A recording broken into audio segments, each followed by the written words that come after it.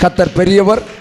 ஆராதனில் வந்திருக்கிற நீங்கள் ஆண்டவரால் ஆசீர்வதிக்கப்பட்டவர்கள். நேற்றைக்கு மாலையில் கன்வென்ஷன் கூட்டத்தில் பேசினேன், இன்றைக்கு சபையோடு பேசுகிறேன் என்கிற மகிழ்ச்சி எனக்கு ரொம்ப சந்தோஷம். சபையாரோடு பேசுகிறது. அல்லேலூயா. சபைக்கு தேவ வார்த்தையை சொல்லுகிறது மிகப்பெரிய மகிழ்ச்சி. காரணம், ஆண்டுடைய ஊழியத்திலே சபை ஊழியக்காரனாக இருக்கிறதுனாலே சபையை ரொம்ப நேசிக்கிறேன். கர்த்தர் சபையாராகிய உங்களை எல்லாவற்றிலும் ஆசீர்வதிக்க வல்லமையுள்ள கர்த்தர். அல்லேலூயா. எனவே சபை கூடி வருதலை நாம் ஒரு நாளும் விட்டுவிடக்கூடாது. எல்லா நாளும் கர்த்தரை கூடி ஆராதிக்கிறது மிகப்பெரிய சந்தோஷம். எபிரேயர் 10:25 பாருங்க.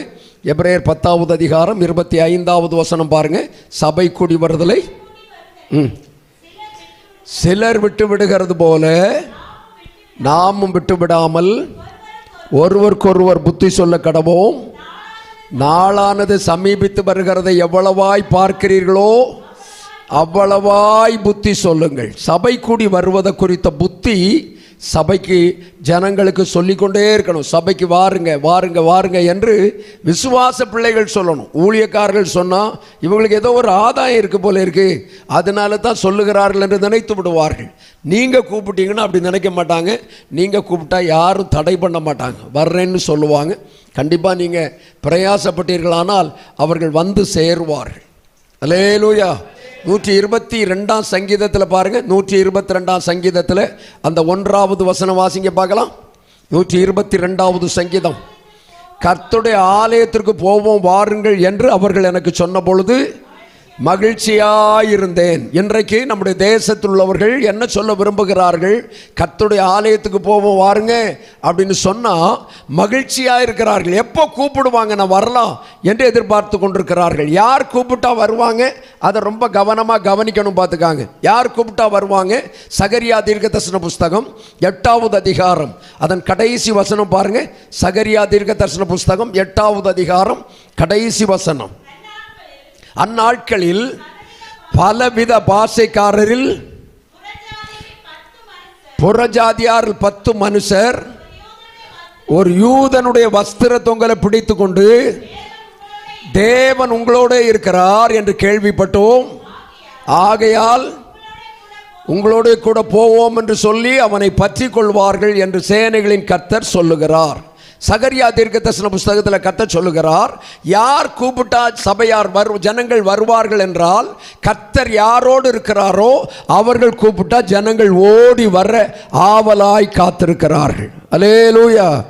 கர்த்தர் யாரோட இருக்கிறார் என்று கவனிக்கிறீர்களானால், லாசருடைய மரணத்திற்கு பின்பு ஆண்டவருடைய பிள்ளையாகிய மரியாளும் அந்த மார்த்தாளும் 2 பேரும் வந்து ஆண்டவரிடத்தில் கேட்டாங்க, நீர் இங்கே இருந்தீரானால் என் சகோதரர் மரித்திருக்க மாட்டானே என்று சொன்னார்கள். கர்த்தர் யாரோடு இருக்கிறாரோ அவர்களுக்குள்ள உயிர் மீட்சி உண்டு. அல்லேலூயா. கர்த்தர் இருக்கிறவர்கள் பொய் சொல்ல மாட்டார்கள். கர்த்தர் யாரோடு இருக்கிறாரோ அவர்கள் தவறு செய்ய மாட்டார்கள். கர்த்தர் விட்டு விலகின சவுல் தான் எல்லா விதத்திலும் சீர்கட்டவனாயிருந்தான். ஆதலால் ஆண்டோடைய பிள்ளைகள் கர்த்தரோடு இருக்கும்படி கர்த்தர் கிருபை தருவாராக. அல்லேலூயா. ஆண்டவரை பார்த்து சொல்லுங்க, நீர் என்னை விட்டு ஒரு நாள் விலகிடக்கூடாது ஆண்டவரே, நீர் என்னோடு இருக்கணும், நீர் என்னோடு இருக்கணும். அல்லேலூயா. கர்த்தர் உங்க கூட இருக்கிறாரா? எவ்வளவு தூரத்தில் இருக்கிறார் கர்த்தர்? கர்த்தர் எவ்வளவு தூரத்தில் இருக்கிறார்னு நினைக்கிறீங்க?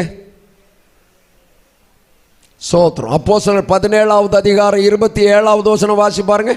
அப்போஸ்தலர் நடபடிகள் 17:27. கர்த்தராகிய தம்மை அவர்கள் தடவியாகிலும் கண்டுபிடிக்கும்படி தம்மை தேடும்படிக்கு அப்படி செய்தார். அவர் நம்மில் ஒருவருக்கும் சொல்லுங்க பார்க்கலாம், அவர் எனக்கு தூரமானவர் அல்ல, நான் கொஞ்சம் தூரத்தில் இருக்கிறேன். பார்த்துக்காங்க, கர்த்தர் தடவியாகிலும் கண்டுபிடிக்கத்தக்கதான பக்கத்தில் தான் இருக்கிறார். தடவுகிறதற்கு எவ்வளவு தூரம் வேணும்? உங்கள் கையை அப்படி நீட்டி பக்கத்தில் ஒரு தடவி பார்த்துக்காங்க பார்க்கலாம். பக்கத்தில் உள்ளவங்களை இடிச்சிடாதீங்க, அப்படி தடவி பாருங்க. அவ்வளோ தூரத்துக்குள்ள உங்கள் பக்கத்தில் இருக்கிறவர்களை விட கர்த்தர் பக்கத்தில் இருக்கிறார். அல்லேலூயா. சந்தோஷமா ஒரு அல்லேலூயா சொல்லுங்க பார்க்கலாம்.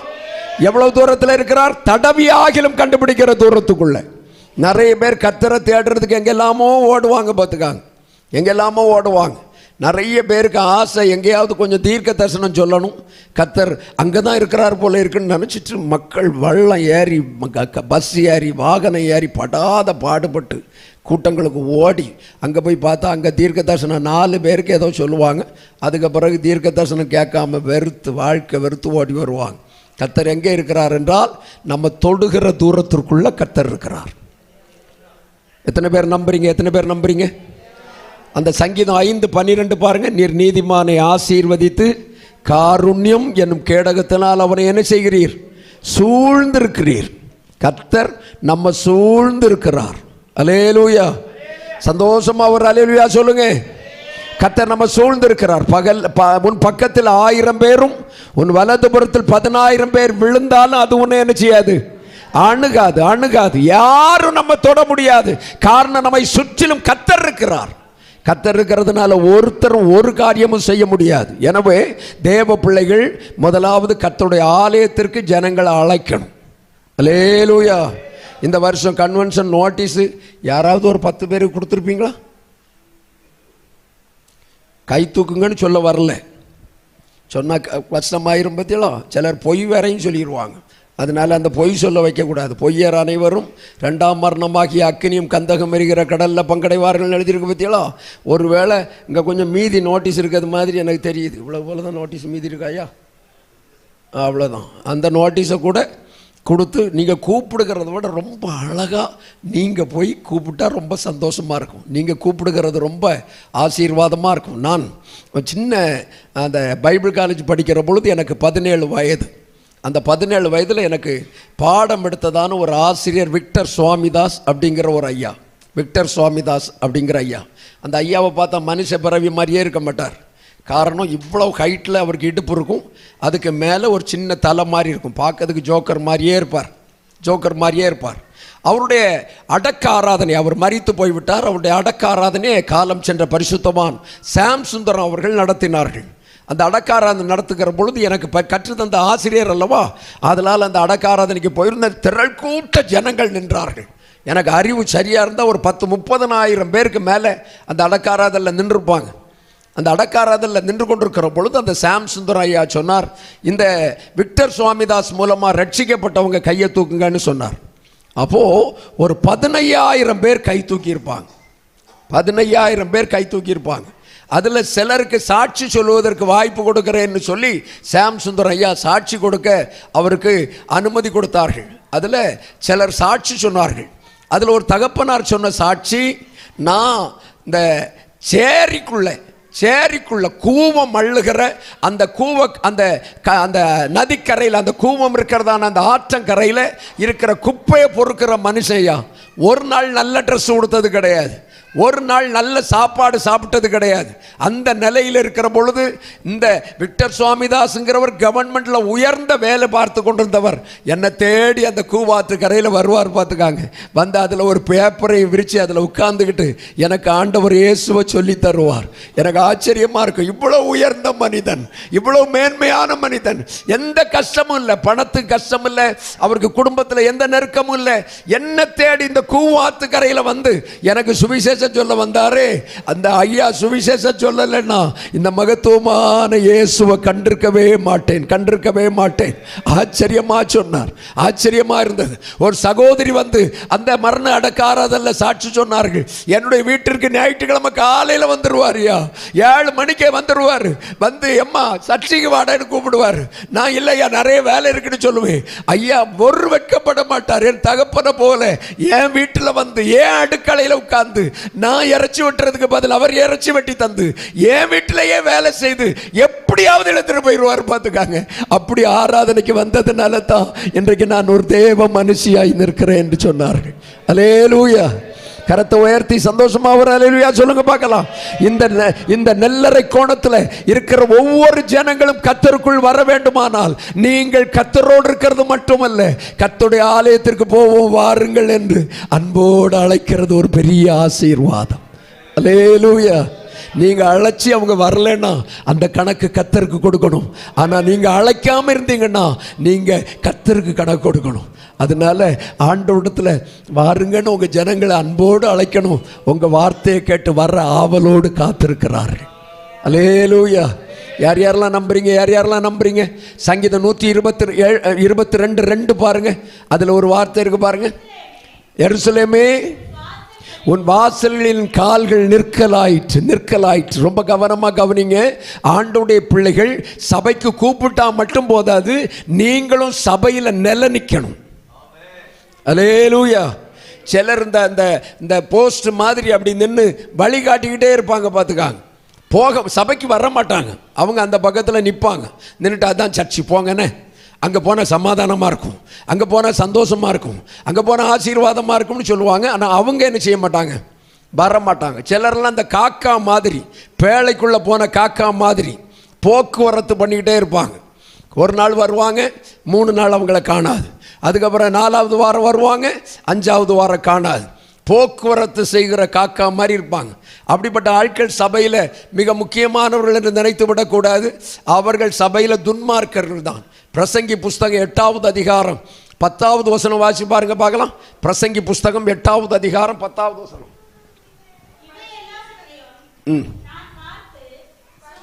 எம்மா 8வது அதிகாரம் 10வது வசனம். பரிசுத்த ஸ்தலத்திற்கு போக்குவரவு செய்த துன்மார்க்கர் அடக்கம் பண்ணப்பட்டதை கண்டேன், அவர்கள் அவ்விடத்திலேயே மறக்கப்பட்டு போனார்கள். அப்படின்னா பரிசுத்த ஸ்தலத்தில் நில நிற்காம ஓடி ஓடி நிற்கிற அந்த ஆட்கள் இருக்காங்க பார்த்தீங்களா, அவங்கெல்லாம் துன்மார்க்கர்னு கர்த்தர் சொல்லுகிறார். நீங்கள்லாம் நில நிற்கிற ஆத்துமாக்கள்னு நினைக்கிறேன். நில நிற்கிறவங்கெல்லாம் ஒரு அல்லேலூயா சொல்லுங்க பார்க்கலாம். கர்த்தர் நல்லவர், கர்த்தர் நல்லவர். அல்லேலூயா. சபையில் நில நிற்கணும். இன்னைக்கு கன்வென்ஷனுக்காக சில சபைகள்லேருந்து வந்திருப்பீங்க. இந்த எந்த சபையிலேருந்து வந்திருந்தாலும் கர்த்தர் உங்களை கொண்டு வந்திருக்கிற சபையில், உங்களை நாட்டின சபையில், உங்களுக்கு தந்த சபையில் நில நிற்கணும். உங்கள் கால்கள் சபையில் என்ன செய்யணும்? நிற்கணும். தாறுமாறா ஓடுகிற பெண்ணோட்டகமாய் காட்டு கழுதையாய் சுற்றிக்கிட்டு அலையக்கூடாது. சபையில் உங்கள் கால்கள் நிற்கணும். அல்லேலூயா. சந்தோஷமாக ஒரு அல்லேலூயா சொல்லுங்க பார்க்கலாம். எங்கள் கால்கள் ஜீவனுள்ள நாளெல்லாம் சபையில் நிற்கணும். அதுதான் தேவன் பிரியப்படுகிறது. அப்படி நின்றீங்கன்னா, அதே சங்கீதம் 122 சொல்லியிருக்கும் பாருங்க. அதில் சொல்லியிருப்பார் பாருங்க, எருசலேமின் சமாதானத்திற்காக வேண்டிக் கொள்ளுங்கள், உன்னை நேசிக்கிறவர்கள் எப்படி இருப்பாங்க? சுகித்திருப்பார்கள். ஆண்டவரை நேசித்த தேவ பிள்ளைகளை நான் நிறைய பார்த்திருக்கிறேன். நான் சின்ன வயதிலிருந்தே ஆண்டவருக்கு ஊழியம் செய்கிறவன் ஆனபடினால் சொல்லுவேன், இளைஞனாயிருந்தேன், வாலிபனாயிருந்தேன், முதிர் வயதாகிரல, ஆனால் தாத்தாவாயிட்டேன். இந்த வயதில் சொல்லுகிறேன், தேவனுக்காய் உண்மையாய் ஜீவித்த தேவ பிள்ளைகள் உயர்த்தப்படாமல் இருந்ததை நான் பார்த்ததே இல்லை. தேவனுக்காய் உண்மையாய் நின்றவர்கள், ஊழியர்களை நேசித்தவர்கள், சபையை நேசித்தவர்களை கர்த்தர் கனம் பண்ணி இருக்கிறத பார்த்திருக்கிறேன். இன்று வரையிலும் கர்த்தர் அவர்களை கனம் பண்ணி இருக்கிறார். அல்லேலூயா. கர்த்தரை தேடுகிறவர்களுக்கு ஒரு நன்மையும் குறைபடாது. அன்றைக்கு பனைமரத்தில் ஏறி கொண்டிருந்த அந்த தகப்பன்மாருடைய பிள்ளைகள் இன்றைக்கு வெளிநாடுகளில் போகிறதற்கு விமானங்களில் ஏறி கொண்டிருக்கிறார்கள். ஆசீர்வாதமான நிலைமைகளுக்குள் கர்த்தர் வைத்திருக்கிறார். எனவே நம்முடைய குடும்பங்களை கர்த்தர் உயர்த்தி ஆசீர்வைத்து கனப்படுத்த கர்த்தர் வல்லமை உள்ளவர். அல்லேலூயா. நம்புறவங்க மட்டும் நல்ல கரத்தை உயர்த்தி ஒரு அல்லேலூயா சொல்லுங்க பார்க்கலாம். உங்க கவனத்தை அந்த பக்கம் இந்த பக்கம் சிதறடிக்காம கர்த்தர் காத்துக்கொள்வாராக. சபையில் நின்றால் மட்டும் போதாது, சபையை நேசித்து சபையை தாங்கணும். அப்போ இந்த மல்கியா தீர்க்க புஸ்தகம் 3வது அதிகாரம் 10வது வசனத்தில் சொல்லியிருக்கிறது போல, சிலர் சபை அந்த பண்டக சாலையில் தசம பாகங்களை கொண்டு வந்தார்களே, அதை போல நீங்க உங்கள் தசம பாகங்களை கர்த்தர் தந்திருக்கிற சபையில் கொண்டு கொடுக்கணும். அல்லேலூயா. சந்தோஷமா ஒரு அல்லேலூயா சொல்லுங்க பார்க்கலாம். காணிக்க கொடுக்குறீர்களோ இல்லையோ, தசம பாகத்தை கண்டிப்பாக கொடுக்கணும். கர்த்தருக்கு கொடுக்கணும் தசம பாகம். அது புதிய ஏற்பாட்டில் இருக்கா அப்படின்னு சில அதிமேதாவிகள் கேட்பாங்க. புதிய ஏற்பாட்டில் இருக்கா அப்படின்னு கேட்டிங்கன்னா, மத்தேயு 23:23 இருக்கும் பாருங்க. ரொம்ப அழகான டெலிஃபோன் நம்பர் மாதிரி, மேத்யூ 23:23. அது வாசிங்கம்மா.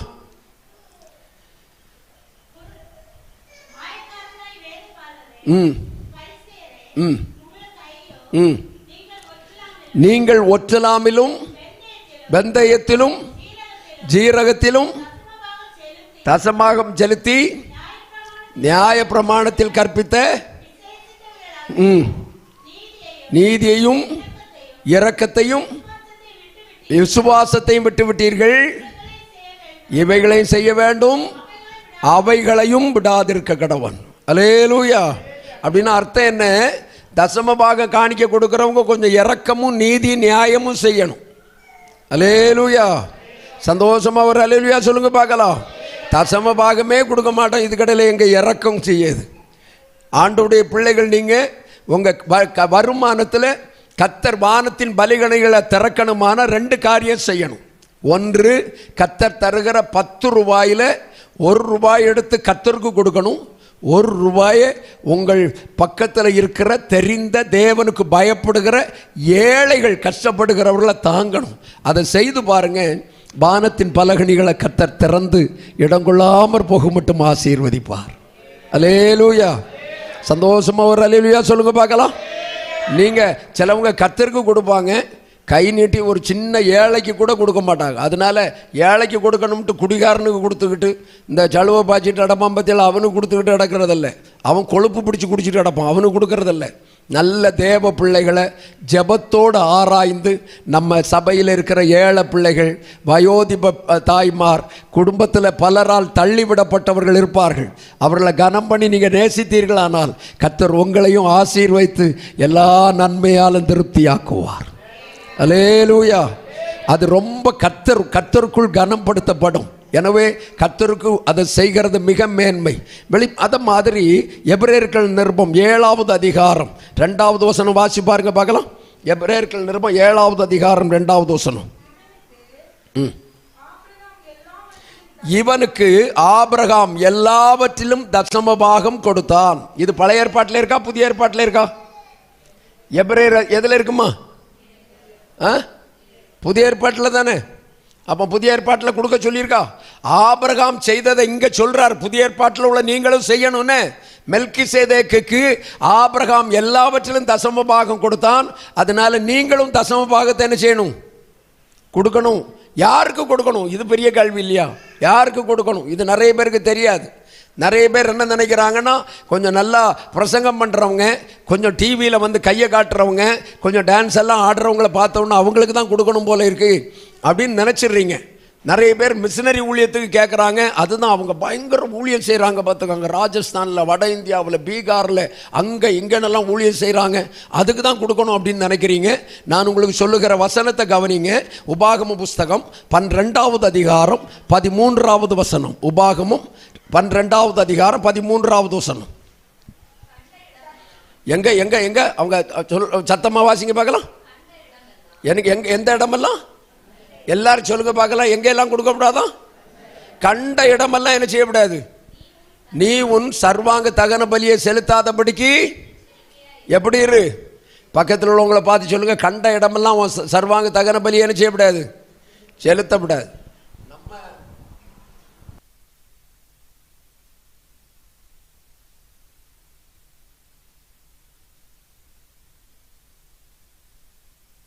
தேவ பிள்ளைகள் கர்த்தருக்கு கொடுக்க வேண்டிய இடம் கண்ட இடம் அல்ல. அடுத்த வசனம் வாசிங்கம்மா. உன் கோத்திரங்கள் ஒன்றில் மாத்திரம் கர்த்தர் தெரிந்து கொள்ளும் இடம். கவனிச்சுக்காங்க. தசம பாகத்தை எங்க கொடுக்கணும்? உங்க கோத்திரத்தில் கொடுக்கணும். கர்த்தர் தெரிந்து கொண்ட இடத்துல கொடுக்கணும். உங்களை நாட்டி இருக்கிற சபையில, உங்களை தெரிந்து கொண்ட சபையில உங்கள் கோத்திரத்துக்கு அதை கொடுக்கணும். அல்லேலூயா. பக்கத்தில் இருக்கவங்களை பார்த்து அப்படி லைட்டாக கை கொடுத்து கேளுங்க பார்க்கலாம். நான் பார்க்கல, உங்களை கை கொடுத்து கேளுங்க. தசம பாகம் கொடுக்கீங்களான்னு கேட்டுக்காங்க பார்க்கலாம். கொடுக்கீங்களான்னு கேட்டுக்காங்க. கொஞ்சம் கோபமாக தான் இருக்கும். என்கிட்டே கோபப்பட்டு இருக்காங்க, அப்புறம் உங்கள்கிட்ட கோபப்பட மாட்டாங்களா? படுவாங்க. இவருக்கு வேற பிரசங்கம் பண்ணதுக்கு வேற வார்த்தையே இல்லையா, இதுதான் பேசணுமா அப்படின்லாம் கேட்டுட்டு இருப்பாங்க. அதை பற்றி நீங்கள் கண்டுக்காதீங்க. ஆனால் ஒன்று கேட்டு பாருங்கள், லேசா கொடுத்தீங்களான்னு ஒன்று கேட்டு பாருங்கள். முகத்தை பார்த்து கேட்டிங்கன்னா முகநாடியில் தெரியும். கர்த்தர் நல்லவர். அல்லேலூயா, சோத்திரம். அதில் அந்த 12வது அதிகாரத்தில் உபாகமத்தில் இன்னொரு வார்த்தையை கவனிங்க பார்க்கலாம். இன்னொரு வார்த்தையை நீங்கள் கவனிங்க. 12வது வசனம் பாருங்க பார்க்கலாம்.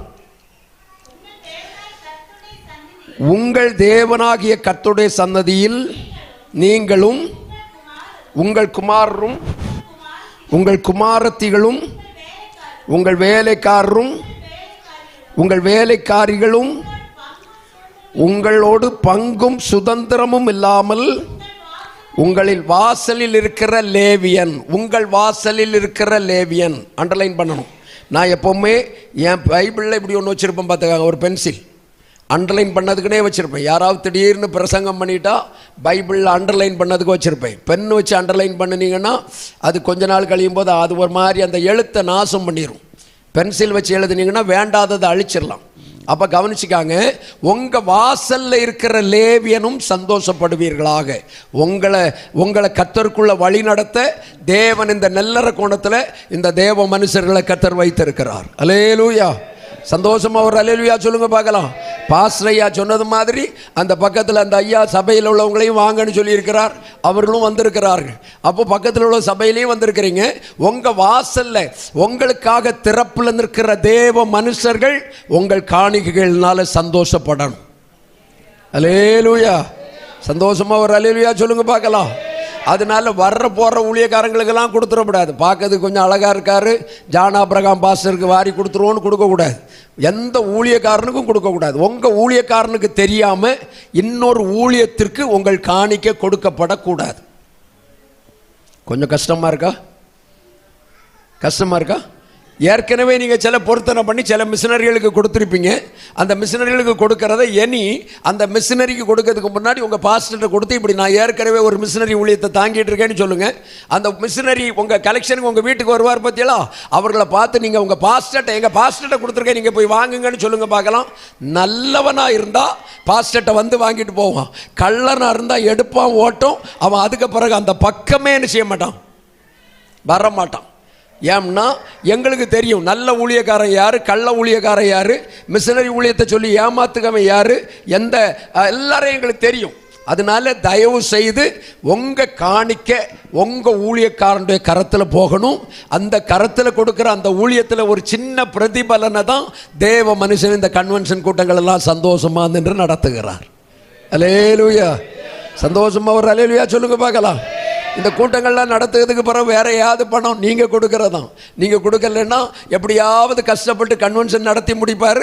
இனி ஒரு வருஷமாக அந்த கடன் கட்டுறது மாதிரி ஆயிரும். அதனால அந்த நிலை வராதபடிக்கு கர்த்தருடைய ஊழியத்தை நீங்கள் தான் தாங்கணும். சந்தோஷமாக ஒரு அல்லேலூயா சொல்லுங்களேன். சிலருடைய கையெல்லாம் உயராமல் இருக்குது, கோபப்பட்ட மாதிரி இருக்கும். அல்லேலூயா. உற்சாகமாக ஒரு அல்லேலூயா சொல்லுங்க பார்க்கலாம்.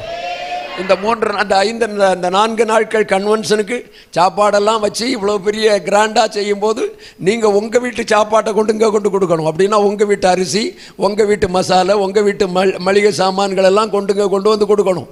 கூட்டமாக சேர்ந்திருந்து நாம் சந்தோஷமாய் சாப்பிடுகிறது தான் ஒரு பெரிய மகிழ்ச்சி. அது கர்த்தர் இந்த தேசத்தை ஆசீர்வதிக்க தந்திருக்கிற பெரிய விருந்து. அல்லேலூயா. ஆமாம். இந்த விருந்துக்கு சில ஆண்டோடைய பிள்ளைகள்லாம் நல்லா கொடுப்பாங்க பார்த்துக்க. அந்த மொய் எழுதுக கல்யாண வீட்டுக்காரங்க மாதிரி காணிக்கை கொடுப்பாங்க. ஆனால் என்ன செய்ய மாட்டாங்க, கூட்டத்துக்கு வர மாட்டாங்க. காணிக்கை கொடுக்காமல் வராமல் இருந்தாலும் தப்பு தான். தூரங்களில் இருந்து சில பிள்ளைங்க வர முடியாது, முடிஞ்சால் கொஞ்சம் அனுப்பி விடுவாங்க. ஆனால் பக்கத்தில் இருக்கிறவங்க காணிக்கை கொடுத்தா வந்துடணும். மொய் எழுதுக ஆளாக இருக்கக்கூடாது. வந்து எல்லா காரியங்களிலும் பங்கு பெறுகிறது மிகுந்த மகிழ்ச்சியாக இருக்கும். கர்த்தர் உங்களை ஆசீர்வதித்து நடத்துவாராக. இன்றைக்கு நான் தேவ வார்த்தைக்குள்ளே கடந்து செல்லுகிறேன். நேற்றைய தினத்தில் நான் உங்களோடு பேசின அந்த வசனத்தையே வாசிக்க விரும்புகிறேன். நேற்றைக்கு பிரசங்கம் பண்ண வசனம் ஞாபகம் இருக்கிறவங்க ஒருக்கா அப்படி வாசிச்சுங்க பார்க்கலாம். நேற்றைக்கு பிரசங்கம் பண்ண வசனம் தலையில் கொட்டி ஞாபகப்படுத்தினே. சரி, சத்தமாக வாசிங்க, சந்தேகம் இல்லாமல் வாசிங்க. அக்கினியே, கல்மலையே, உறைந்த மலையே, மூடு பனியே, அவர் சொற்படி செய்யும் பெரும் காற்றே. அல்லேலூயா. சங்கீதம் 148:8. சங்கீதம் 148:8. அதில் அவருடைய காற்று என்ன செய்கிறது என்று நேற்றைக்கு ஒரு காரியத்தை மட்டும் சொல்லியிருக்கிறேன். அவர் காற்று நம்மை ரட்சிக்கிறது. இன்றைக்கு பகல் கூட்டம் சபையில் இருக்கிறபடினாலே சபைக்கு அடுத்த காரியங்களிலேயே சில காரியங்களை ஞாபகப்படுத்தும்படி விரும்புகிறேன். காற்று சபைக்கு செய்கிற மிக மேன்மையான காரியம் என்ன என்பதை நாம் தியானிக்கிறது மிக நல்லது. அப்போஸ்தலர் நடபடிகள் 2வது அதிகாரம் 1வது வசனத்தை வாசித்தீர்களானால், அப்போஸ்தலர் நடபடிகள் 2வது அதிகாரம் 1வது வசனம். பெந்தெகோஸ்தே என்னும் நாள் வந்தபோது அவர்கள் எல்லாரும் ஒருமனப்பட்டு ஓரிடத்திலே கூடி வந்தார்கள்.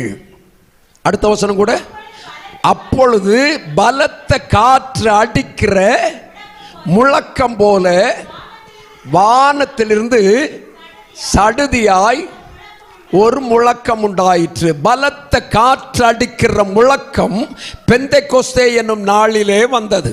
பெந்தெகொஸ்தே நாள் என்பது 50வது நாள் என்று அர்த்தம். 50வது நாள் என்றால் அர்த்தம் என்ன? 7 வாரங்கள். 7 வாரங்கள். ஒரு வாரத்தில் 7 நாள். 7 நாளில் 7 7 49. 50வது நாள் பெந்தெகொஸ்தே என்கிற நாள். அந்த பெந்தெகொஸ்தே என்கிற நாள் வந்த பொழுது அவர்கள் எல்லாரும் ஒருமனப்பட்டு ஒரு இடத்துல கூடி வந்தார்கள். எப்பொழுது தேவ பிள்ளைகள் ஒருமனப்பட்டு ஒரு இடத்துல கூடி வருகிறார்களோ அப்பொழுது கர்த்தர் அங்கே இறங்கி வந்து விடுகிறார். அல்லேலூயா. 2 பேர் நாமத்தினால எங்க ஒருமனப்பட்டு வருகிறார்களோ அவர்கள் நடுவில் இருக்கிறேன் என்று வாக்கு கொடுத்த கர்த்தர் நம் நடுவே வந்து விடுகிறார். இந்த பெந்தெகொஸ்தே நாளுக்கு முன்பும் பின்பும் பேதுருவை சற்று நீங்கள் கவனித்து பார்க்க வேண்டும். தேவ மனுஷனை கவனித்து பார்க்க வேண்டும். பெந்தெகொஸ்தே நாளுக்கு முந்தின அந்த பகுதி எப்படி இருந்தது, பெந்தெகொஸ்தே நாளுக்கு பிந்தின பகுதி எப்படி இருந்தது என்று ஒரு மனுஷனை கவனிக்க வேண்டும். ஆவிக்குரிய வாழ்க்கையில இந்த பெந்தெகொஸ்தே நாள் என்கிற ஒரு நாள் எப்பொழுது தேவ பிள்ளைகளுக்கு வருகிறதோ அப்பொழுது அவருடைய வாழ்க்கையில மாற்றம் உண்டாகி விடுகிறது. மாற்றம் உண்டாகி விடுகிறது. பெந்தெகொஸ்தே அனுபவம் என்பது ஆவியில நிறைந்து தேவ பிள்ளைகள் ஜெபித்த அனுபவம், அந்நிய பாஷையில பேசி கர்த்தரை துதித்த அனுபவம். எப்பொழுதெல்லாம் சீசருடைய வாழ்க்கையில் இந்த அனுபவம் வந்ததோ அப்பொழுதெல்லாம் பெரும் மறுமலர்ச்சி உண்டாயிற்று. வெளிப்படுத்தின விசேஷம் 1வது அதிகாரம் 10வது வசனத்தை வாசித்தீர்களானால் கர்த்தருடைய நாள் வந்த பொழுது அந்த யோவான் பத்மு தீவில கர்த்தருடைய நாளில் ஆவிக்குள்ளானான் என்று எழுதியிருக்கிறது. அல்லேலூயா. சந்தோஷமா நல்ல தலைக்கு மேல கையை தட்டி ஒரு அல்லேலூயா சொல்லுங்க பார்க்கலாம்.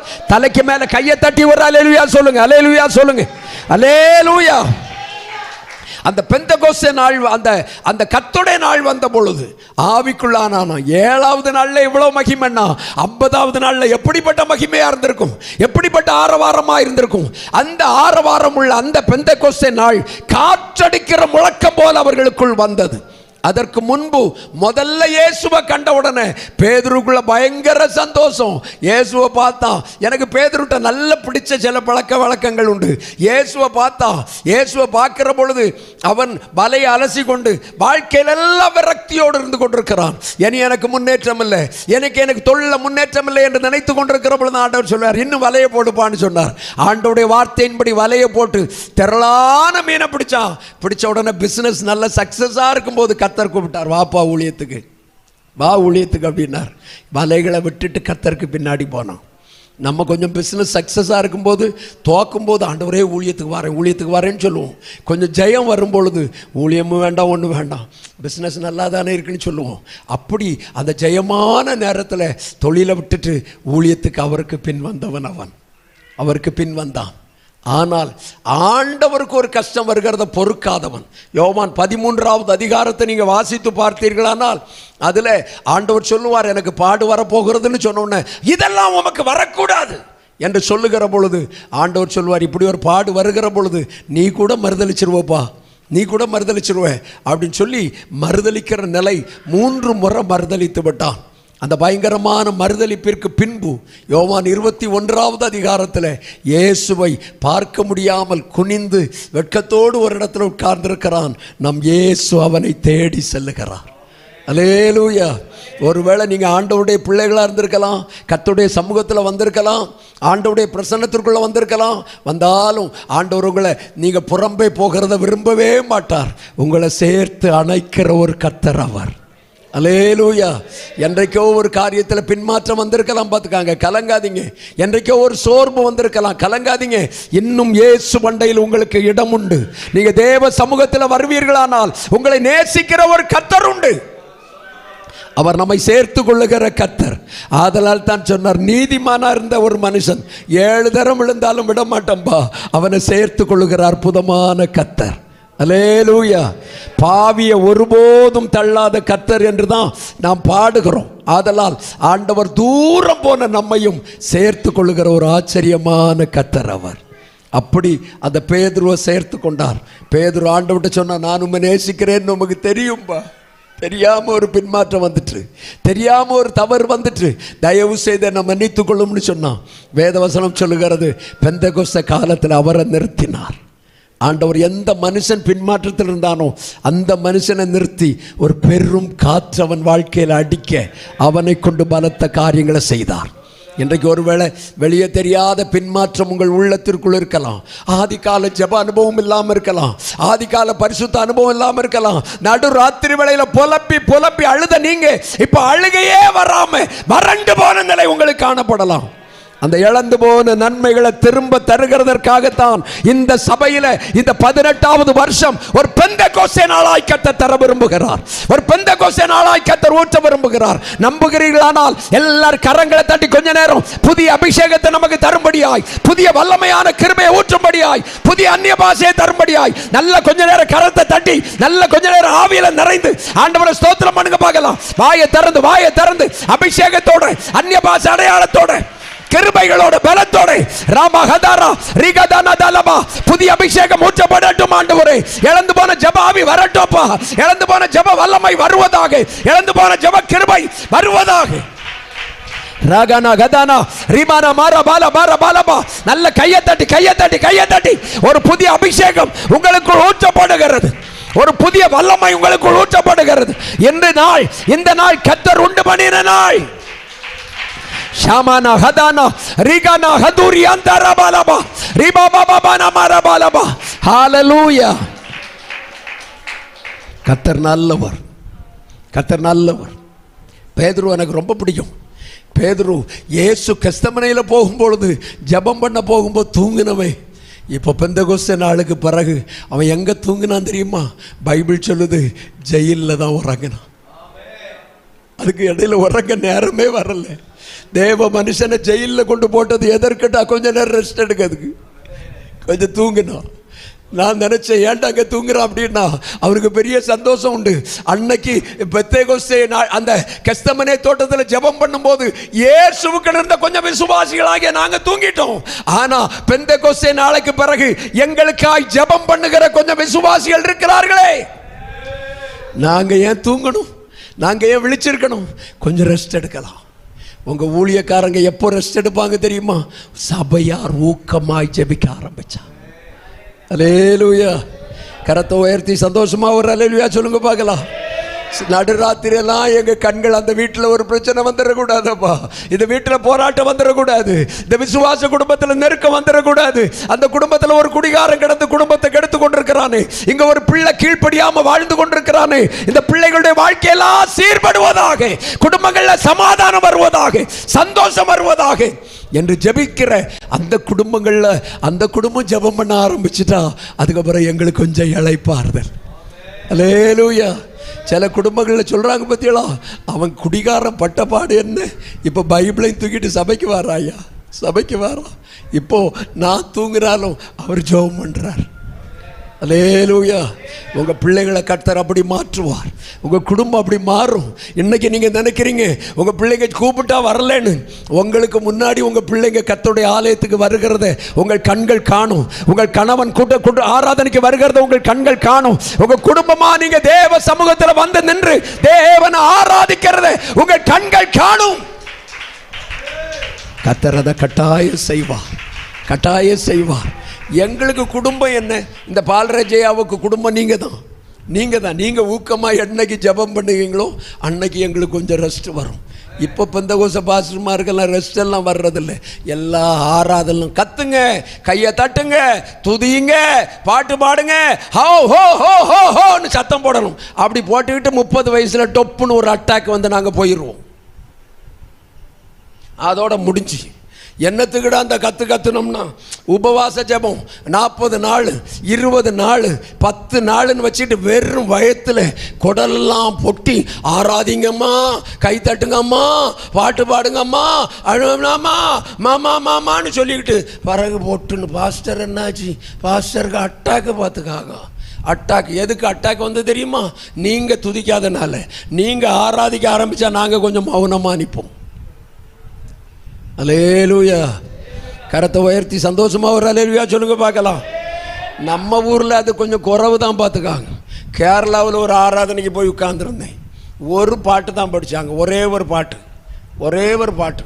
நான் பின்னாடி உட்கார்ந்துட்டு இருக்கிறேன், அங்கே ஒரு பாட்டு, என்றே தெய்வத்தால்னு படிச்சுட்டு அந்த பாஸ்டர் கீழே உட்காந்து பைபிளை திறந்து பார்த்துக்கிட்டே இருக்கார். அந்த சோம்பேறி மனுஷன் கீழே உட்காந்துட்டு இருக்காரு. இவர் ஏன்டா இப்படி உட்காந்துட்டு இருக்காருன்னு பார்த்தா அங்கே ஓடிக்கிட்டு இருக்க பாட்டு. அந்த பாட்டு முடியலை, 9 மணிக்கு ஆராதிச்சுது. அந்த என்றே தெய்வத்தால் தான் ஓடிட்டு இருக்கு 11 மணி வரை. நான் இப்படி எழும்பி இந்த பக்கத்தில் மேசைக்கு பின்னாடி இருந்தவன் இந்த பக்கத்தில் வந்து நின்று பார்த்துட்டு இருக்கேன். அங்கே ஒருத்தர் கண் திறக்கலையே, ஒருத்தர் கண்ணை திறக்கலை. எல்லாம் முக்காடு காடெல்லாம் ஒழுங்காக போட்டு இறுக்கி வச்சுட்டு அடி வெண்டு நிமுக்குது. இந்த பக்கத்தில் இருந்து இந்த பக்கம் வந்து பார்க்க இங்கே ஆம்பளைகளும் ஒருத்தர் கண்ணு திறக்கலை. இவர் சும்மா உட்காந்துருந்தார். அப்போ தான் எனக்கு மனசிலாச்சு, சபை ஊக்கமாக ஜபம் பண்ணுனா நம்ம கொஞ்சம் ரெஸ்ட் எடுக்கலாம். நீங்க ஊக்கமா ஜெபம் பண்ணலன்னா நாங்க தான் கடந்து சத்தம் போட்டு அல்லேலூயா சொல்லுங்க, ஆமென் சொல்லுங்க, உற்சாகமா சொல்லுங்க, கையை தட்டுங்க, பாட்டை படிக்கட்டா முடிஞ்சு. எங்க ஓட்டம் முடிஞ்சு. பாஸ்டர்மார் நிறைய வருஷம் உயிரோடு இருந்து ஊழியம் செய்யணும்னு சொல்றவங்க எல்லாம் நல்ல தலைக்கு மேல ஒரு கையை தட்டுங்க பார்க்கலாம். நான் அந்த கையெல்லாம் ஒன்று பார்க்கட்டு. அல்லேலூயா. அப்படி நீங்க நினைச்சீங்கன்னா, நீங்க எல்லாரும் உற்சாகமா ஜெபம் பண்ண ஆரம்பிச்சீங்கன்னா கர்த்தருடைய மகிமை சபையில இறங்குகிறத பார்ப்பீங்க. ஒரு பவுலும் சீலாவும் ஜெபம் பண்ணினாலே சிறைச்சாலை அதிருமானா, இந்த சபையில இருக்கிற இத்தனை பேர் ஜெபம் பண்ணினா நெல்லரக்கோணம் பகுதி அசைக்கப்படும், விடுதலை வரும். இந்த தேசத்தை கட்டி வைத்திருக்கிற சாப பிசாசு ஒளிந்து போவான், விடுதலை தேசத்தில் உண்டாகும். கபாலா ரதானாதாரா ரிகானா கதாருரபா சங்கனா மௌடாரி பிகபாலா ரபாலபா. நல்ல கொஞ்ச நேரம் விடுதலையோட கையை தட்டி ஆராதிங்க பார்க்கலாம். சாந்தூனா ரகதானாதாரா. இன்றைக்கே கர்த்தர் தம்முடைய பிள்ளைகளை இரட்டிப்பான அபிஷேகத்தினாலே, இரட்டிப்பான வல்லமையினாலே, இரட்டிப்பான கிருபையினால் நிரப்புவீராக. ஆபாபா லரதானா தியாந்தாரா ரபா.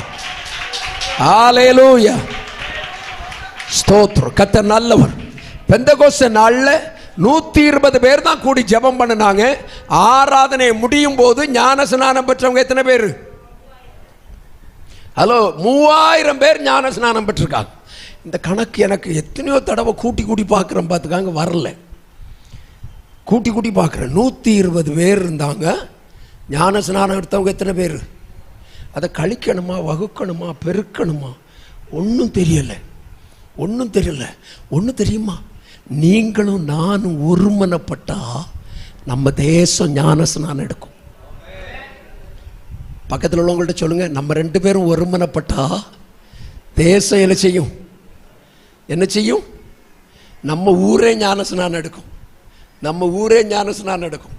இந்த ஊரில் பிறகு என்ன செய்ய? ஞானஸ்நானம் கொடுக்காம போக முடியாது.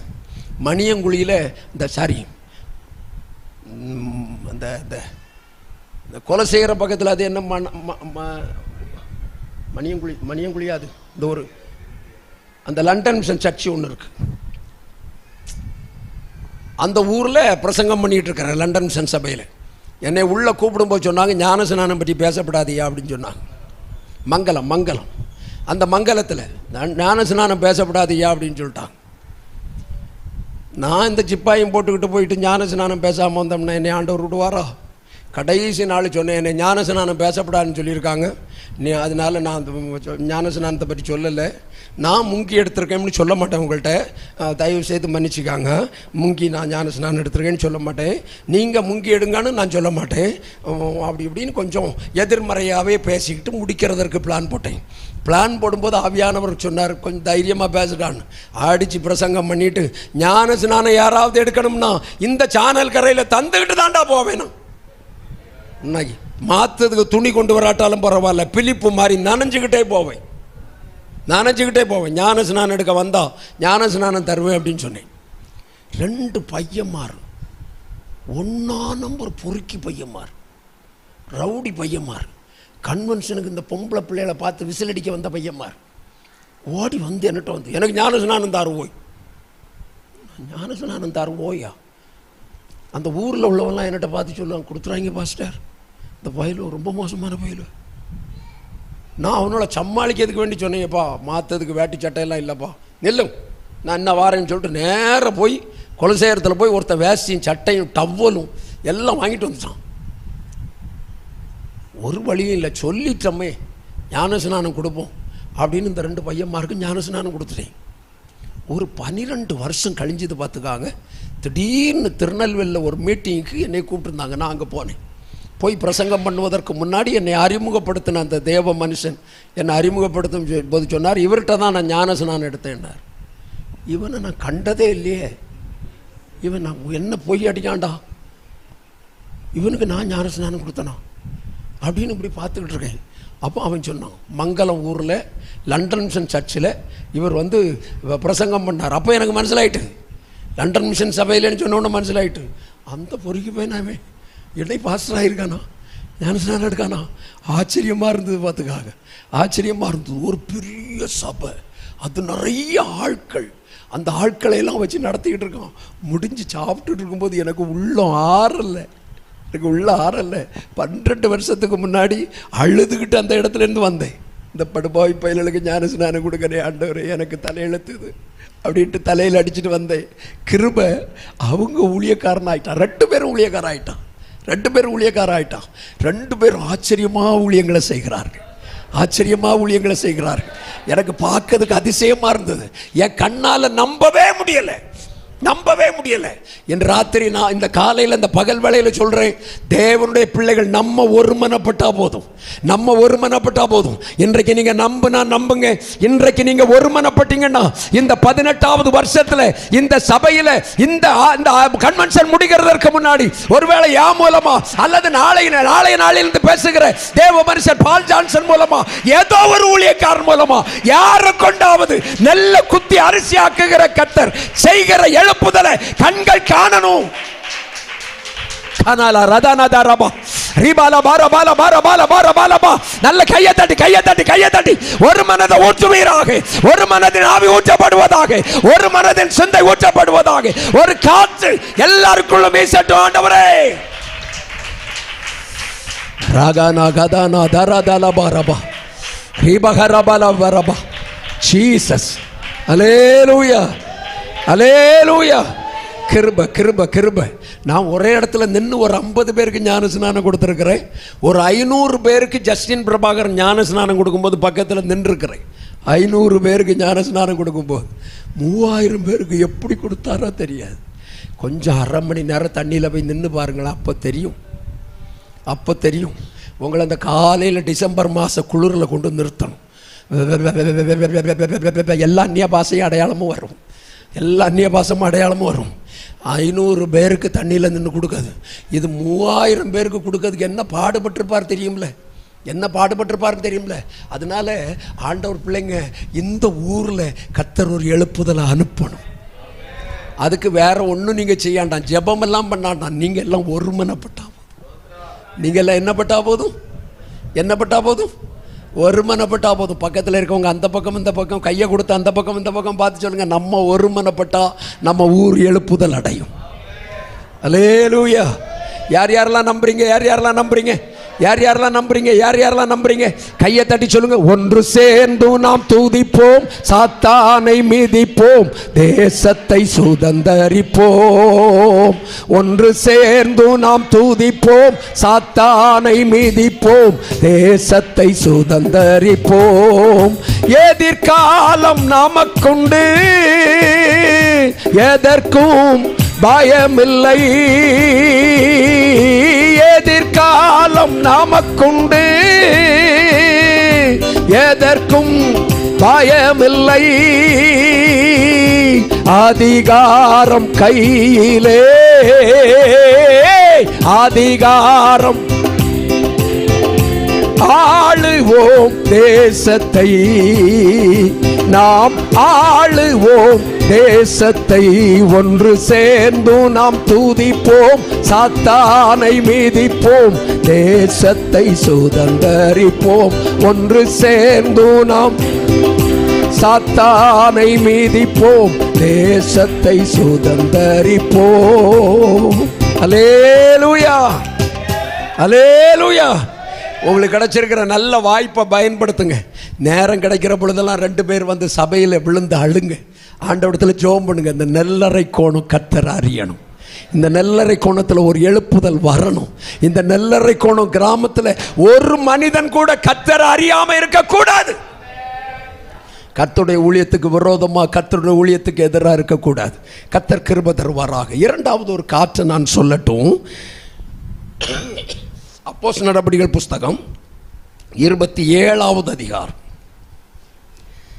அப்போஸ்தலர் நடபடிகள் புஸ்தகம் 27வது அதிகாரத்தில் ஒரு காற்றை பாருங்க. 14வது வசனம். கொஞ்ச நேரத்துக்குள்ளே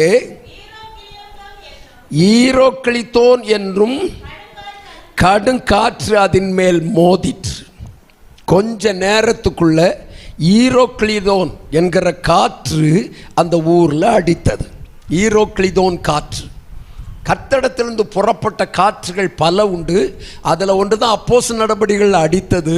ரெண்டாவது ஒரு காற்று ஈரோக்ளிதோன் காற்று. இந்த காற்று எதற்கு அடித்தது என்றால், தேவ மனுஷனாகிய பவுலை அழைத்து கொண்டு ரோமாபுரிக்கு போகிறார்கள். ரோமாபுரிக்கு போகிறார்கள். கப்பல் ரோமாபுரிக்கு போகிறது. அவர் ரோமாபுரிக்கு போனதுதான் கடைசி அவருடைய மிஷனரி பயணம். அதோடு அவருடைய மிஷனரி பயணம் முடிவடைந்தது. அந்த யூரோக்ளியோன் காற்று அடிக்கிறதற்கு முன்பதாக அவர் அந்த படகுல ஏறி உட்கார்ந்திருக்கிறார். அந்த கப்பலில் அநேகர் இருக்கிறார்கள். 280 பேர் என்று நினைக்கிறேன். அநேகர் அதில் இருக்கிறார்கள். எல்லாரும் இருக்கிற பொழுது அந்த காற்று பலமாக அடிக்கிறது. அவர் முதல்ல சொன்னார், நீங்கள் நம்மெல்லாம் அந்த கப்பலில் போகிறோம் பார்த்தீங்களா, ஒரு காற்று அடிக்கும், நமக்கு சில சேதங்கள் வரப்போகிறது அப்படின்னு சொன்ன உடனே தேவ மனுஷன் சொன்னதை நம்பாம மாலுமை சொன்னவைகளை நம்பினாங்களாம். யார் சொன்னதை நம்பினாங்க? சபையில் சில நேரம் ஆராதனைக்கு வருகிற பொழுது தேவ மனுஷர்கள் சொல்லுகிற வார்த்தைகளை ரொம்ப கவனமாக கவனிக்கணும். அதை அப்படியே நம்பணும். அல்லேலூயா. சந்தோஷமா ஒரு அல்லேலூயா சொல்லுங்க பார்க்கலாம். எப்படி ஒரு தாய் தன் பிள்ளைகளுக்கு ஆகாரம் கொடுக்கிறார்களோ அதை போல தான் சொந்த சபை பாஸ்டர்மார் சபைக்கு கொடுக்கிற தேவ வசனம் அது சாதாரணமானது அல்ல. நான் எங்கள் சபையில் சொல்லுவேன், தேவனுடைய சபையில் பிரசங்கம் பண்ணுறதுக்கு ஒரு வாரம் நாங்கள் பிரசவ வேதனைப்படணும். ஒரு வாரம் பிரசவ வேதனைப்படணும். போன ஞாயிற்றுக்கிழமை பிரசங்கம் பண்ணிட்டேன்னு வச்சுக்காங்க, அடுத்த ஞாயிற்றுக்கிழமை அந்த பிரசங்கத்தை கொண்டு அடுத்த பிரசங்கத்தை இறக்குகிறது வரைக்கும் ஒரு பிரசவ வேதனை தான் படுவோம். பிரசவ வேதனை. காரணம், கர்த்தர் சொல்லாத ஒரு வசனத்தை சொல்லக்கூடாது. சபைக்கு கர்த்தர் சொல்லாத ஒரு வார்த்தையை சொல்லக்கூடாது. சில நேரத்தில் கர்த்தர் சொல்லுகிறது பாவத்தை குறித்து, நீதியை குறித்து, நியாய தீர்ப்பு குறித்து கண்டித்து உணர்த்துவார். அல்லேலூயா. கண்டித்து உணர்த்தும் போது அந்த வார்த்தைகளை கேட்டு அதற்கு கீழ்ப்படியணும். அந்த வார்த்தையை கேட்டுட்டு அந்த வார்த்தை கண்டிப்பாக வந்துச்சே என்று கண்டித்து எதிர்த்து நிற்கக்கூடாது. பன்றிய போல அந்த முத்து போட்ட உடனே பீறிட்டு பாயக்கூடாது. மனுஷர்களை எதிர்த்து நிற்கக்கூடாது. அந்த வார்த்தை தேவ வார்த்தை தான் என்று தேவ வசனத்துக்குள்ள கீழ்ப்படிந்து நிற்க படிக்கணும். சில நேரத்தில் அதை எதிர்த்து போகிற பொழுது அந்த 28வது அதிகாரத்தில் 27வது அதிகாரத்தில் நீங்கள் வாசிச்சிங்கன்னா, தென்றல் மெதுவாக அடித்தது, மாலுமி சொன்னதை நம்பினாங்க. ஊழியக்காரன் சொன்னதை நம்பல, மாலுமி சொன்னதை நம்பினாங்க. இன்றைக்கும் நிறைய பேர் ஊழியக்காரங்க சொல்கிறத நம்ப மாட்டாங்க. ஆனால் கிளியோ குருவியோ இந்த ஒருத்தன் ஜோசியம் சொன்னோம்னா அதை நம்புவாங்க.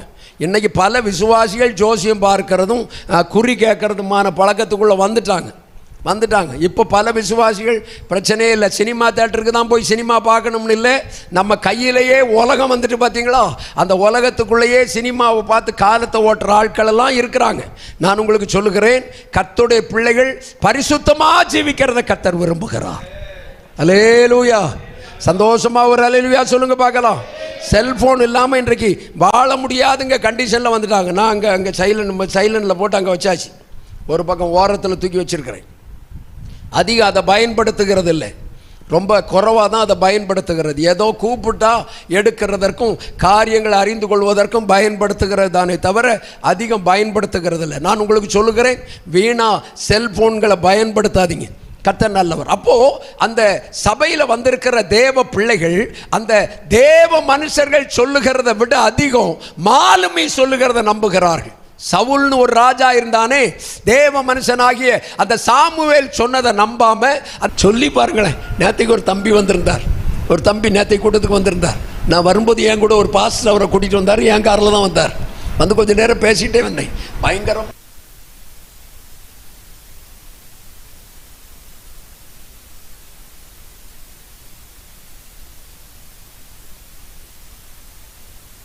அந்த பாஸ்டர் அவன்கிட்ட காட்டின அன்பு கொஞ்சம் இல்லை. அவன் நேற்றுக்கு கூப்பிட்ட உடனே வந்துட்டான். வந்து நம்ம காரில் யாருன்னா நம்ம விடுவோமா? தம்பி என்ன பேருப்பா, என்ன ஏதுன்னு கேட்டேன். சாட்சியை சொன்னான். நேற்றைக்கு ஆராதனை முடிகிறது வரைக்கும் உட்காந்துருந்தான். முடிச்சுட்டு போகும்போதும் கொஞ்சம் நேரம் பேசிக்கிட்டேன். சொன்னேன், நான் உங்களுக்கு ஜெபம் பண்ணுவேன் என்னப்பா அப்படின்னு. எனக்கு உங்களெல்லாம் பார்த்தா சந்தோஷமாக இருக்குது சார், சந்தோஷமாக இருக்குது சார், உங்கள் கூடயே வந்துடலாமான்னு தோணுது சார்னா. ஆச்சரியமாக இருந்தது. நான் உங்கள்கிட்ட சொல்லுவேன், அன்பை ஜனங்கள் தேடுகிறார்கள். உலகத்தில் வேற ஒன்றும் நீங்கள் கொடுக்காண்டாங்க. நீங்கள் அவங்களுக்கு வஸ்திரம் எடுத்து கொடுக்காண்டாம், ஏழைக்கு சேரீ எடுத்து கொடுக்காண்டாம், அந்த ஏழைக்கு அந்த ட்ரெஸ் எடுத்து கொடுக்காண்டாம். ஒரு அன்பு காட்டுங்களேன். நான் ஒன்று நேசிக்கிறேன்னு சொல்லுங்களேன். கொஞ்சம் அந்த வீட்டில் போய் இருங்களேன். உங்கள் அந்த வயசான அந்த மாமி, அந்த வயசான அந்த பாட்டி, அந்த தனி அறையில் எல்லா பிள்ளைகளாலும் வெறுத்து ஒதுக்கப்பட்ட அந்த பாட்டிகிட்ட போய் கொஞ்ச நேரம் பேசி பாருங்க. கொஞ்ச நேரம் அன்பு காட்டி பாருங்களேன். குழந்தை இல்லாத ஒரு தாயார் இடத்துல கொஞ்ச நேரம் உங்க பிள்ளையை கொடுத்து பாருங்களேன், கொடுத்து பாருங்களேன். அது போதும் அவங்களுக்கு, அது போதும் உங்களுக்கு. நீங்க உங்க கையில் உள்ள ஒரு வெங்காயத்தை கொண்டு அந்த பாட்டினை கொடுத்து சாப்பிடு பாட்டின்னு சொன்னா போதும். அது போதும், அது போதும். அந்த அன்புக்கு தான் ஜனங்கள் ஏங்கிட்டே இருக்கிறாங்க. அந்த அன்பு, அந்த அன்பு, அந்த அன்பு அடிபட்டு வந்த அவனுக்கு அந்த அன்பு கிடைச்சதான் அவன் சொல்றான், அவங்க காட்டின அன்பு கொஞ்சம் அல்ல. அல்லேலூயா, அல்லேலூயா. சபையில் ஒரு காற்று அடிச்சா, ஒரு காற்று அடிச்சா என்ன நடக்கும் தெரியுமா? அந்த நேரத்தில் உண்டான குளிருக்காக உண்டான அனல் தான். அந்த அன்பு சபையில் வந்தா, அன்பு காற்று அடிச்சா தேசமே அனல் கொண்டு உள்ள வரும். கர்த்தரை ஆராதிக்க வரும், கர்த்தரை தேட வரும், கர்த்தருடைய அன்பை நாட வரும்.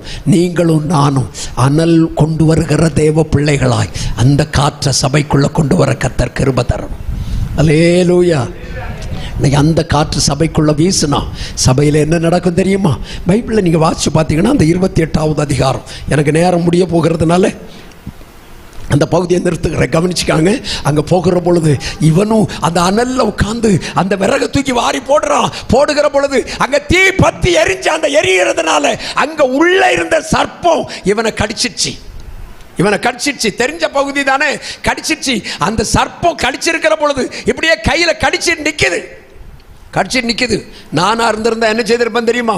உடனே இந்த வீடியோ எடுக்கார் பார்த்தீங்களா, இவர்கிட்ட காட்டி இப்பொழுது என் கையில் சர்ப்பம் தொங்கி கொண்டிருக்கிறது அப்படின்னு சொல்லி காட்டியிருப்பேன். அவன் அதை உதறி தள்ளிக்கிட்டு உதறி தள்ளுனான். சபைக்கு வந்தா, ஆவிக்குள்ள நிறைந்தா, ஜெபம் பண்ணுனா பிரச்சனைக்கு மேல பிரச்சனை வரும். அல்லேலூயா, அல்லேலூயா. ஏம்னா உங்க சரீரத்துக்குள்ள உட்கார்ந்து இருக்கிற பிசாசு 1-2 வருஷம் உட்காரல, பல வருஷம் உட்கார்ந்து வேடிக்கை பார்த்தவன்.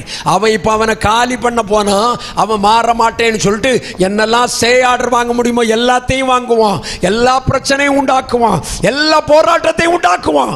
அப்படி பிரச்சனையை உண்டாக்குனவனை உதறி தள்ளிட்டு அவன் நின்றுட்டு இருக்கிறான். பைபிள் சொல்லுது, ஜனங்கள் சொன்னாங்களா அவன் வீக்கம் கண்டு சாவான், இந்த விரியன் பாம்பு கடிச்சவன் வீக்கம் கண்டு சாவான்னு பார்த்து கொண்டிருக்க பொழுது வேதம் சொல்லுகிறது, அவனை அந்த சேதப்படுத்தாததுனால தேவன் என்று சொன்னார்களாம். உங்களை சாட்சியாய் நிறுத்துவார் கர்த்தர். இப்போ வருகிற போராட்டம் உங்களை ஒன்றும் மேற்கொள்ள முடியாது, இப்போ வருகிற நெருக்கம் உங்களை மேற்கொள்ள முடியாது.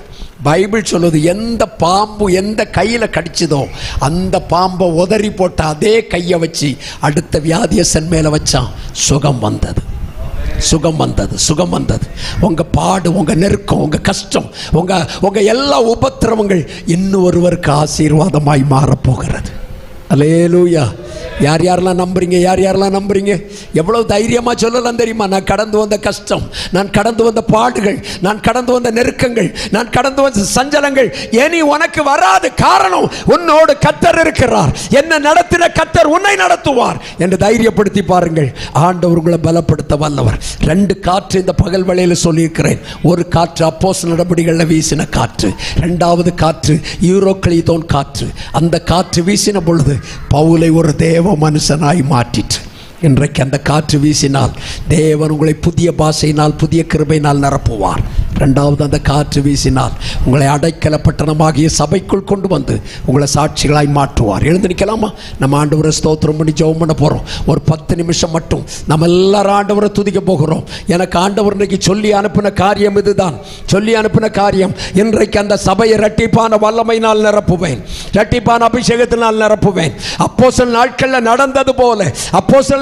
நடந்தது போல தேவனுடைய மகிமை இந்த காலை வேளையில் இந்த சபையில் ஊற்றப்பட போகிறதை நாம் பார்க்க போகிறோம். தேவ மகிமை ஊற்றப்பட போகிறது. தேவன் சொல்லுகிறார், ஒருமனப்பட்டு தேவ சமூகத்தில் வாருங்கள், ஒருமனப்பட்டு தேவ சமூகத்தில் வாருங்கள். யாரோடாகிலும் மன கசப்பு இருந்தா இன்றைக்கு மனம் கசந்து ஆண்டவரே என்ன மன்னியும் என்று ஆண்டவரே எங்களுக்கு விடுதலை தாரும்னு ஜெபம் பண்ணுங்க பார்க்கலாம். இப்பொழுதே கைத்தட்டி ஜெபிக்க ஆரம்பிச்சிருங்க. இப்பொழுதே கைத்தட்டி தேவனை மகிமைப்படுத்த ஆரம்பிச்சிருங்க. ஒரு தேவ மகிமை நம்மை நிரப்பட்டும், ஒரு தேவ வல்லமை நம்மை நிரப்பட்டும், ஒரு தேவ பிரசன்னம் நம்மை நிரப்பட்டும். பேதுருவை நிரப்பின வல்லமை, அந்திரேயாவை நிரப்பின வல்லமை, தேவ மனுஷனாகிய மத்தேயுவை நிரப்பின வல்லமை, இயேசுவின் தாய் மரியாளை நிரப்பின வல்லமை இன்றைக்கு உங்களை நிரப்ப வல்லமை உள்ளது, உங்களை நிரப்ப வல்லமை உள்ளது. நம்பினா நம்புங்க, இழந்து போன அந்த தேவ வரத்தை கர்த்தர் திரும்ப தர வல்லமை உள்ளவர். பேதுரு எப்பொழுது இந்த அபிஷேகத்தை பெற்றானோ அப்பொழுது தேவ மகிமை அவனுக்குள் இறங்கினது. 3வது அதிகாரம் அவன் சப்பானியை எழுப்புகிற தேவ மனிதனானான். 4வது அதிகாரம் அவன் கை வைத்த பொழுது சுகமானார்கள். 5வது அதிகாரம் அனனியா சப்பிராட்கள் மடிந்தார்கள். 6வது அதிகாரம் சபைக்கு விரோதமாக எழும்பின சவுலை தேவன் தொட ஆரம்பித்தார். தேவன் தொட ஆரம்பித்தார். ஸ்தேவான் எழுந்து நிற்கிற பொழுது அவனுடைய முகம் தேவதூதனுடைய முகம் போல மாறிற்று. அதே அபிஷேகம் இன்று காலையில் சபைக்குள்ள ஊற்றப்பட போகிறது. அதே வல்லமை சபைக்குள் ஊற்றப்பட போகிறது. இந்த தேசத்தில் எந்த சவுல் பவுலாய் மாற்றப்பட வேண்டுமோ அதை கர்த்தர் செய்ய போகிறார். தேவ விடுதலின் கரம் ஊற்றப்பட போகிறது. தேவ பிரசன்னம் வெளிப்பட போகிறது. தேவ கிருபையை உணர போகிறீர்கள். ராமானா ஹந்தாரா லாராதானாமா நல்ல அந்நிய பாஷையில கரங்களை தட்டி ஆண்டவரை ஸ்தோத்திரம் பண்ணி ஜெபம் பண்ணுங்க பார்க்கலாம். கிருபை இறங்குவதாக. சவுல் சந்திக்கப்பட்டதும் பேதுருவுக்கு ரொம்ப சந்தோஷமாயிட்டு.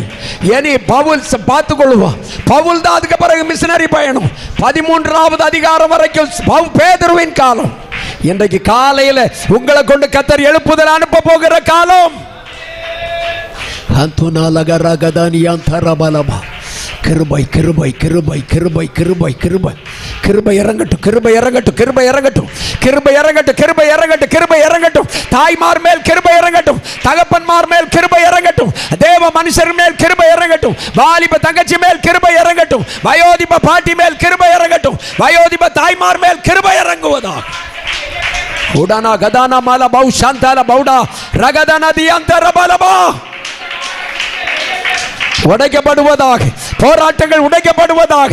லாசருவின் கல்லை முன்னிருந்த கல் புரட்டப்பட்டது போல நம்முடைய பிள்ளைகள் ஆட்கொள்ளுகிற எல்லா போராட்டங்களும் விலகுவதாக, எல்லா சாபங்கள் விலகுவதாக, எல்லா அந்தகார வல்லமைகள் விலகுவதாக. நம்முடைய பிள்ளைகளுடைய வாழ்க்கையில ஜெயம் வரட்டும் ஆண்டவரே. நம்முடைய பிள்ளைகளுடைய வாழ்க்கையில போராடுகிற போராட்டங்கள் மாற்றப்படட்டும்பா. நம்முடைய பிள்ளைகளுடைய வாழ்க்கையில வருகிற கஷ்டங்கள் மாறட்டும். எந்த சர்ப்பம் உடைய பிள்ளைகளை கடித்து வேதனைப்படுத்துகிறதோ, எந்த மனிதனால் உடைய பிள்ளைகள் துன்பப்படுகிறார்களோ அந்த துன்பத்தை இன்றைக்கு மாற்ற போகிறதற்காய் ஸ்தோத்திரம். அதிசயங்களை காணப்பண்ணும் கர்த்தருடைய மகிமையை விளங்க பண்ண போகிறதற்காய் ஸ்தோத்திரம். எல்லா துதிகன மகிமையுமே செலுத்துகிறோம். இயேசுவின் மூலமே ஜெபிக்கிறோம் பிதாவே.